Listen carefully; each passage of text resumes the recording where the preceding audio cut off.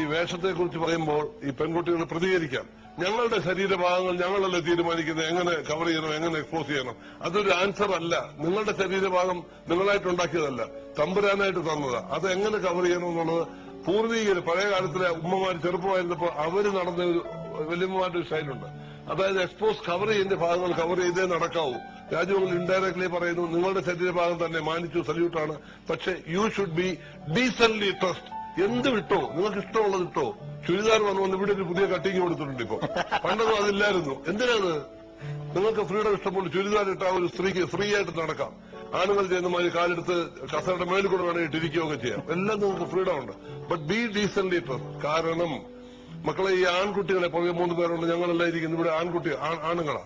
ദൈവ സൃഷ്ടിയിൽ കുറച്ച് വ്യത്യാസങ്ങളുണ്ട്. ഈ അനാറ്റമിക്കകത്ത് തന്നെ വ്യത്യാസങ്ങളുണ്ട്. ഞങ്ങളുടെ നയനം ആദ്യം വീഴുന്ന സ്ഥലമാണ്. നയനമാണ് ബ്രെയിനിലേക്ക് ഒരു സിഗ്നൽ കൊടുക്കും. ഈ നമ്മുടെ നെർവസ് സിസ്റ്റം അങ്ങനെ വർക്ക് ചെയ്യുന്നത്. ഇതിനകത്തെ കണ്ണിനകത്തെ സെൽസ് ഞങ്ങൾക്ക് ഇഷ്ടപ്പെടുന്ന ഒരു ഏരിയ കണ്ടു. ഓരോരുത്തർക്കും ഓരോ ടൈപ്പ് ഇഷ്ടമാണ്. എനിക്കാണെങ്കിൽ ഒരു കുട്ടിയുടെ മുഖവും ചിരിയാണെന്ന് ഇഷ്ടമെന്ന് വെച്ചോ. ഈ അങ്കിളിന് നാദിർഷായ്ക്ക് ഇഷ്ടം ചിലപ്പോൾ അവരുടെ ബാക്ക് ആയിരിക്കും. കുറച്ച് റോഡായിട്ടുള്ളതാണ് നാദിർഷായ്ക്ക് ഇഷ്ടമായിരിക്കാം. മോനെ പേഴ്സണലി പറഞ്ഞതല്ല. അങ്ങനെ ഓരോ പുരുഷനും ഓരോ വിധത്തിലാണ് ദൈവം സൃഷ്ടിച്ചിരിക്കുന്നത്. മനസ്സിലാക്കണം. അപ്പൊ അങ്ങനെയുള്ളത് കണ്ണ് കാണുമ്പോൾ ഞങ്ങൾക്ക് സിഗ്നൽ തരും. അപ്പൊ എനിക്ക് നല്ല ചിരിയുള്ള ഒരു കുട്ടിയെ കണ്ടാൽ, നല്ല ഓമനത്വമുണ്ട്, നല്ല ഒരു ഡിവൈൻ ലുക്കാണെങ്കിൽ എനിക്കൊരു അട്രാക്ഷൻ തോന്നും. ഞാനപ്പോ ഈ സിഗ്നൽ കിട്ടുന്നത് എന്റെ ബ്രെയിൻ വർക്ക് ചെയ്യും. നോക്കി ക്യാപ്റ്റൻ അങ്ങോട്ടൊന്ന് നോക്കി, എന്ത് രസമായിരിക്കുന്ന ആ കുട്ടിയെ കാണാൻ. അപ്പൊ ഞങ്ങളിലെ പൗരുഷം വർക്ക് ചെയ്യാൻ തുടങ്ങും. അത് തെറ്റല്ല, നമ്മൾ അവരെ കുറ്റം പറയാൻ ഒക്കത്തില്ല. ഈക്വൽ റെസ്പോൺസിബിലിറ്റിയാണ് ഈ പീഡന കാര്യത്തിൽ ആണിനും പെണ്ണിനും. നിങ്ങളും ജീവിക്കേണ്ട മാതിരി ജീവിച്ച് എങ്ങനെ എക്സ്പോസ് ചെയ്ത് നടക്കണം, എങ്ങനെ കവർ ചെയ്യണം ഒരു തീരുമാനമെടുത്ത് വൃത്തിയായിട്ട് നിങ്ങൾ 3 ഇപ്പം ഡീസന്റ്ലി ട്രസ്റ്റാ. ഇതുപോലെ ആയിക്കോട്ടെ.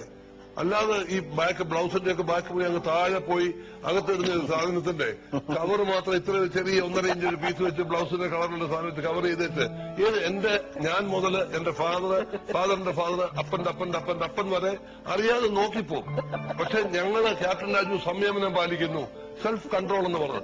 അതില്ലാത്ത പുരുഷന്മാരാണ് ഈ പീഡനത്തിന് ഒരുങ്ങുന്നത്. അല്ലെങ്കിൽ ഇതൊന്നും നടക്കത്തില്ല. റെസ്പോൺസിബിലിറ്റി ഈക്വൽ ആണ്. പുരുഷനും സ്ത്രീ സമൂഹ ജീവികളാണ്. ഈ സമൂഹത്തോട് നമുക്കൊരു കടപ്പാടുണ്ട്. അതുകൊണ്ട് എല്ലാവരും ആ കടപ്പാട് അറിഞ്ഞ് അനുസരിച്ച് വേണം ജീവിക്കാൻ. ഇതാണ് എന്റെ ഒരു ഉത്തരവാദിത്വം. സിനിമയിലാണോ പട്ടാളത്തിലാണ് കൂടുതൽ ശത്രുക്കള്? അത് നമ്മൾ കാണുന്ന മാതിരിയാ. ആർമിയിൽ പോലും ഒരു വെളുത്ത ഫ്ലാഗ് കാണിച്ചാൽ പിന്നെ ശത്രുവില്ല. അതറിയാമല്ലോ. ഞങ്ങൾ പീസ് ടൈമില് പാകിസ്ഥാൻ ബോർഡർ ജോലി ചെയ്യുമ്പോൾ നമ്മളൊരു വെളുത്ത ഫ്ലാഗ് എടുത്ത് കാണിച്ചാൽ, അവര് വെളുത്ത ഫ്ലാഗ് കാണിച്ചാൽ ഞങ്ങൾ 2 കൂട്ടർക്കും അടുക്കാം. ഇന്ത്യയിൽ ഉണ്ടാക്കുന്ന സമോസായും ഞങ്ങൾ വൈകിട്ട് ചക്രപ്പാര എന്ന് പറയും. അത് ഗോതമ്പ് ഡയമണ്ട് കട്ട്സ് എന്ന് പറയില്ലേ, അതൊക്കെ നമ്മൾ എടുത്തോണ്ട് അവർക്ക് കൊടുക്കും. അവരുണ്ടാക്കുന്ന എല്ലാം എടുത്തോണ്ട് നമുക്ക് തരും. അൾട്ടിമേറ്റ്ലി ഇന്ത്യ പാകിസ്ഥാൻ സെപ്പറേഷൻ വന്നതിന് ശേഷം 2 രാജ്യമായത്. അല്ലെ നമ്മൾ ഒന്നല്ലായിരുന്നോ? ദൈവത്തിന്റെ മുമ്പിൽ എവിടെ ശത്രു?